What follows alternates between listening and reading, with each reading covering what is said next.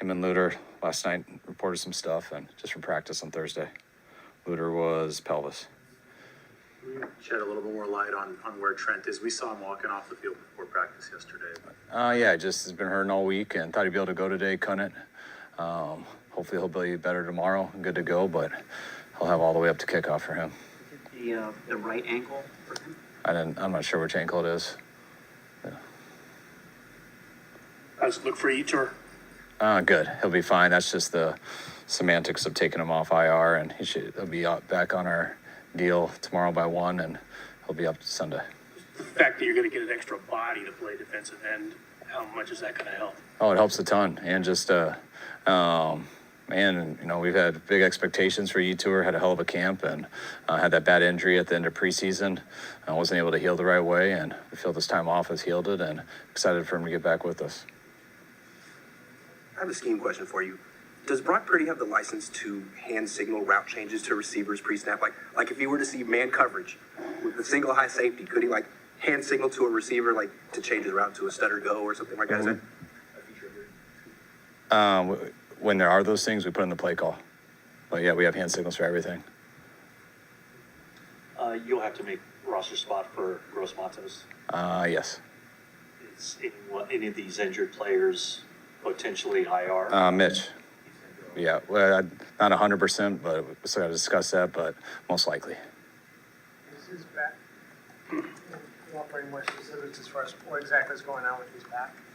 No. Was it just a gradual thing that just kept getting worse, or did he really have a traumatic thing? It bothered him a ton in training camp.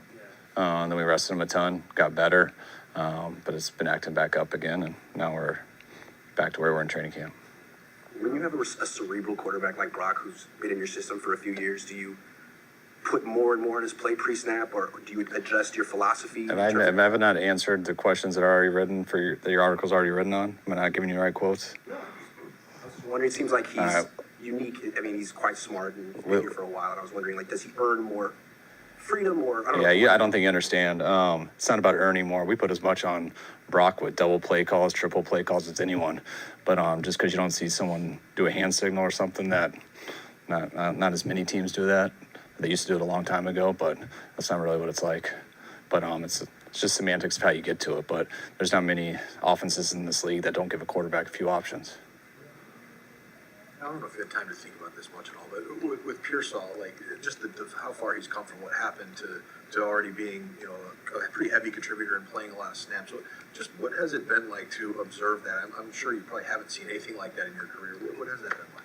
It's just been impressive. He's been impressive. I mean, since he's gone here, he had such a setback with the injuries he had from OTAs to training camp, and then right when he was good, and really got his first week of practice, which was only 3 days, then he got shot, which is as crazy as anything.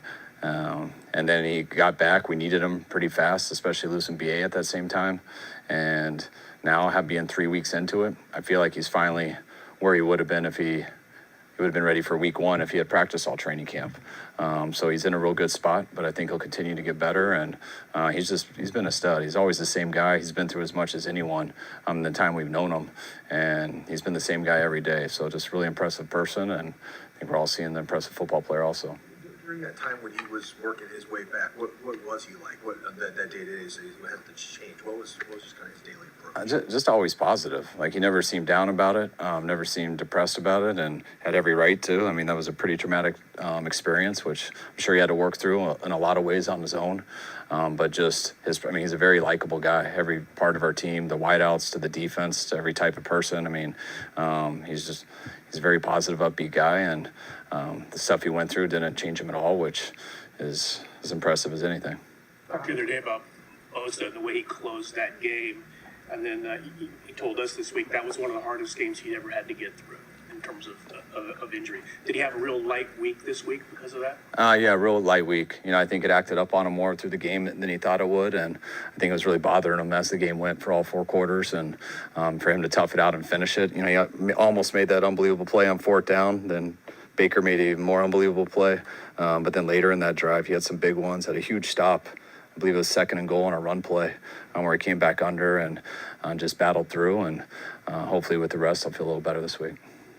You you have somewhat jokingly noted George Kittle's transformation from his rookie year as far as more Hollywood. But, you know, in terms of his drive and work ethic and toughness, I mean, has anything changed? No, not at all. I mean, I used to joke because his first year, you just didn't hear him talk much, and his socks were as boring as could be. He had no wristbands, less tattoos, shorter hair. Just seemed like a normal guy who was a hell of a football player. And then I think his personality came out a lot more, which I'm sure anybody who knows him would say that personality's always been there. But sometimes I think he's a typical football player who comes in and is quiet and just does his job. And I mean, if I ever asked George, like, I used to call George all the time in his rookie year and ask him like how his ankle was feeling or something like that. And I couldn't even have a conversation with him. Be like, yes, sir, it's perfect. I'm fine. No, I don't feel anything. And then I would watch him limp out of my office. So he was just very how people say you're supposed to be to a coach. And I think as he got a little more comfortable, you saw his personality. But that's why I don't mean any negative by Hollywood. I don't think I say the word Hollywood. That's you guys throwing stuff in there and tricking me. But no, he's just more social and outgoing. But George he's been raised that way. He's all about work ethic. I mean, he's a psycho in terms of his preparation, how consistent he is, and that hasn't changed a bit. And that's why he's had an unbelievable career and still has a lot more in front of him. After the, go ahead. Bosa and Warner mentioned recently, like he kind of sets the standard as far as playing hurt, which is, you know, says a lot when it comes to those guys, I guess. I don't know, where does, I don't know if you can rank that, but just his ability to gut through that, is it fairly unique? Yes. I mean, it's hard to be a great football player if you're not like that. Like you always want to protect. You never want someone to gut through something that's going to jeopardize them for the rest of the year. But there's a lot of pain that people got to deal with, and George is unbelievable with it. You just watch some of the pain he can be in during the week and the way he can get to by Sunday where you don't think he'll be able to get there, and he does. He can handle a lot in that aspect, and it's been extremely impressive when you have your better players act that way. It's one of the best ways of leadership you can show. After the Buccaneers game, Brock acknowledged that he was out of rhythm early on and that he had to remind himself to rip it and just, you know, let go of the ball. He said similar things, you know, at various points this season.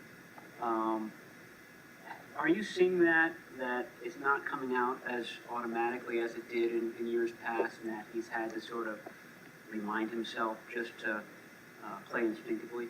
I don't think so. I think it's tough when a guy gets up there, you miss a couple throws, and then everyone asks why, and you got to give some answer. I had a few bad play calls. Why? I had to get in a better rhythm, do better. You know, I think you just say some stuff like that, but I mean, what else are you going to say? You know, we're not always on it, and you miss a couple, and he missed a couple early, and when you miss a couple, sometimes you maybe you don't want to miss again, so you start thinking about it more, aiming a little bit more instead of just letting it rip. So I think that's a common thing that guys say, because that usually is the right answer, but I don't think it's anything. It's definitely nothing that I look into more than that. Brock's had a lot of success against Seattle. Is there anything, when you look back on those games, that kind of stands out as why he's had that kind of success? I mean, we play him twice a year, and Brock's had a lot of success versus a lot of teams in these, 2 years. I don't think he lost anyone in our division until this year, which, and this year he's lost 2 of them, but we beat Seattle earlier, so he's undefeated versus them. I mean, Brock's had in his 7 games his rookie year, I think, he didn't lose a game, and his numbers were unbelievable.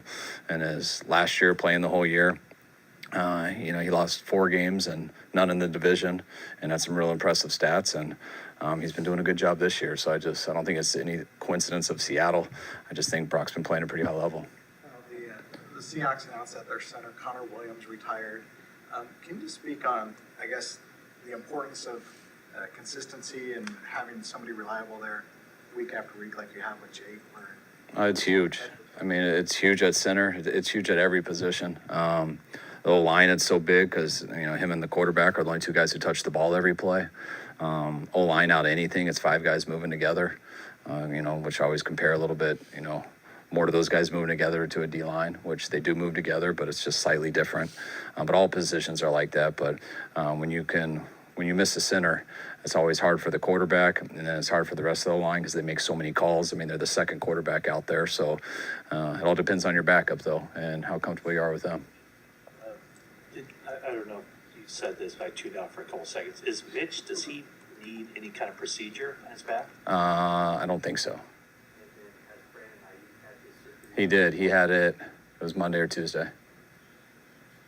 It seems like you guys have discovered a pretty significant player in Evan Anderson, and Chris was saying to Matt that it was pretty intense negotiation as an undrafted to get him over Seattle and some other teams. How fortunate do you feel that you landed this player, and what has he shown you so far? I mean, like I think I said earlier in the week, but you hope you don't need those guys right away because you know they're going to be players, but you just want to be able to develop them and make sure that you take the time to get them ready. I mean, it was tough to put him on practice squad because we knew he had a chance to be a player, but then you got to cut a guy who's ready to go. So those are like the risk reward, the gambles you got to take. And fortunately, no one stole him from us, so we kept him there. Had a couple injuries, got him up, and then he played so well. We knew if we didn't bring him up, people were going to notice. So we signed him to our roster, and he's proven us right in that way. He's only gotten better since that, which means whatever you flash, people can always flash stuff and not end up being that.